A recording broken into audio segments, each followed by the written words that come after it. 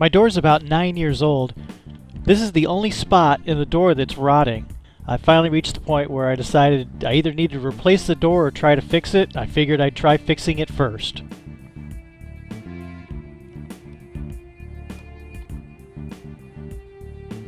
I purchased this tool to do the job, and its review is in another video.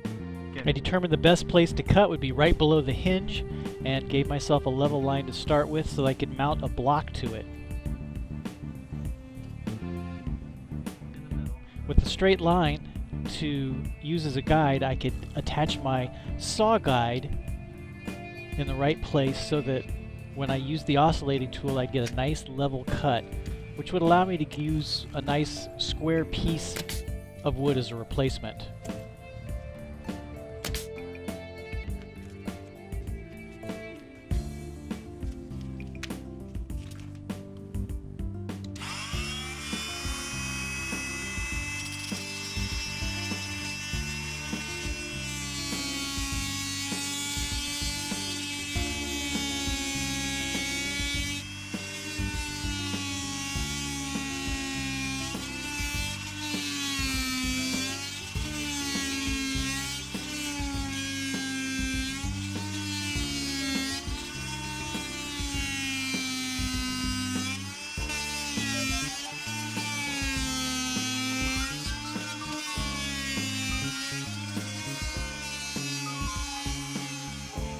Okay, now we're hitting here, so I'm going to pull this off.